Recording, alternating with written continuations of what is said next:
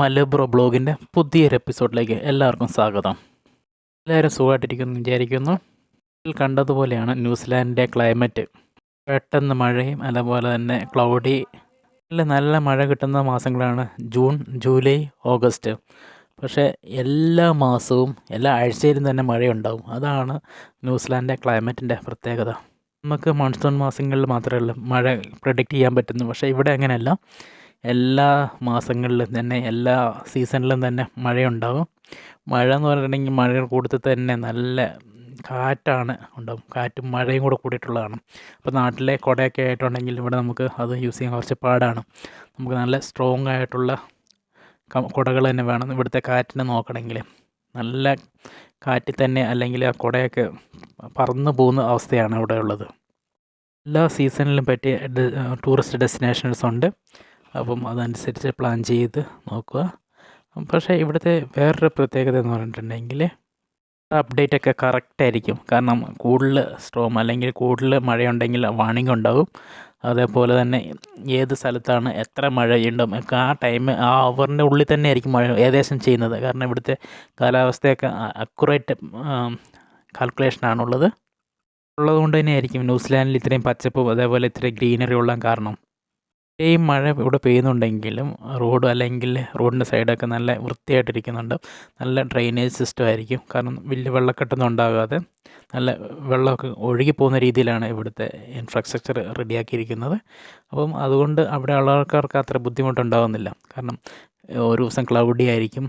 കാരണം അടുത്ത ദിവസം ആ ക്ലൗഡി മാറി കുറച്ച് സണ്ണി ആവും. പിന്നെയും ക്ലൗഡി വരും. ക്ലൗഡി വന്നു കഴിഞ്ഞാൽ പിന്നെയും നല്ല മഴയായിരിക്കും. 2 ദിവസം അടുപ്പിച്ച് മഴയുണ്ടെങ്കിൽ പിന്നെ നല്ല വെയിൽ തെളിയും. ഇതാണ് ഇവിടുത്തെ ഒരു ക്ലൈമറ്റിൻ്റെ ഒരു പ്രത്യേകത. ന്യൂസിലാൻഡിൻ്റെ പല ഭാഗത്തും പല രീതിയിലാണ് മഴ പെയ്യുന്നത്. കാരണം ചിലയിടത്ത് ഏറ്റക്കുറച്ചിലുണ്ടാവും, ചിലയിടത്ത് കാറ്റിൻ്റെ കൂടുതലുണ്ടാവും. അപ്പം എന്നാലും ഏകദേശം പൊതുവേ ഒരു സീസണിൽ തന്നെയാണ് മഴയുള്ളത്. കാരണം എല്ലായിടത്തും നല്ലതായിട്ട് മഴ കിട്ടുന്നതാണ്. ഒരിടത്ത് മഴ ഇല്ലാതിരിക്കുന്ന സ്ഥലങ്ങളില്ല. ഏറ്റവും കൂടുതൽ ബാധിക്കുന്നത് നടന്നു പോകുന്നവരെയാണ്. കാരണം വെച്ചിട്ടുണ്ടെങ്കിൽ കുട അല്ലെങ്കിൽ റെയിൻ കോട്ട് എടുക്കാതെ പോകുന്നവരെയാണ് ബാധിക്കുന്നത്.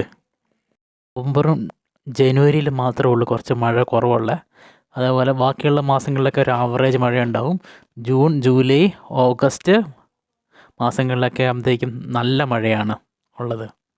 അപ്പോൾ നോക്കുമ്പോൾ അറിയാൻ പറ്റും പലയിടത്തും പല രീതിയിലാണ് മഴയുടെ ഉള്ളത്.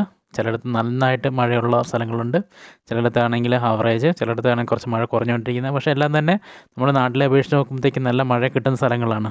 ന്യൂസിലാൻഡിൻ്റെ ആവറേജ് 600 mm തൊട്ട് 1200 mm വരെ മഴ ഇയർലി കിട്ടുന്ന സ്ഥലങ്ങളാണ് ഉള്ളത്. കാരണം പറഞ്ഞാൽ ഇത്രയും മഴയ്ക്കുള്ള കാരണം വെച്ചിട്ടുണ്ടെങ്കിൽ ഒന്ന് പസഫിക് ഓഷൻ്റെ സമീപ്യം, അതേപോലെ ഇവിടുത്തെ മൗണ്ടൻസിൻ്റെ കാരണം ക്ലൗഡ് മഴയായിട്ട് തന്നെ വരുന്നുണ്ട്. അപ്പോൾ ഇന്ന് സ്ഥലമായിട്ടുണ്ടെങ്കിലും കാഷ്വാലിറ്റീസൊക്കെ കുറവാണ്. വാർണിംഗ് ആണെങ്കിലും പ്രിക്കോഷൻസ് ആണെങ്കിലും ടൈമിൽ അവർ ചെയ്യുന്നുണ്ട്. അപ്പോൾ അതനുസരിച്ചിട്ടുള്ള ബുദ്ധിമുട്ടുകൾ കുറയുന്നുണ്ട്. എങ്കിൽ തന്നെയാണെങ്കിലും ട്രാഫിക് ഉണ്ടാവും എന്നല്ലാതെ വല്ല ആക്സിഡൻറ്റോ സംഭവങ്ങളൊന്നും ഉണ്ടാവത്തില്ല. സർവേയിലൊക്കെ ആ സമയത്ത് ഡിസ്പ്ലേയിൽ മഴയുടെ വാർണിംഗ് ഉണ്ടാവും. എത്ര ഡിസ്റ്റൻസ് കീപ്പ് ചെയ്യണം ഒരു വണ്ടിയും വേറെ വണ്ടിയും തമ്മിലുള്ള, അതുപോലെ എത്ര ടൈം എടുക്കും ഒരു സ്ഥലത്ത് നിന്ന് അടുത്ത സ്ഥലത്ത് എത്തുന്നതിനെക്കുറിച്ച് ഇൻസ്ട്രക്ഷൻ ഉണ്ടാവും. അതനുസരിച്ച് ഫോളോ ചെയ്ത് പോയാൽ മതി. അപ്പം വീഡിയോ ഇഷ്ടമായിട്ടുണ്ടെങ്കിൽ ലൈക്ക് ചെയ്യുക, കമൻറ്റ് ചെയ്യുക, സബ്സ്ക്രൈബ് ചെയ്യുക. Thank you for watching.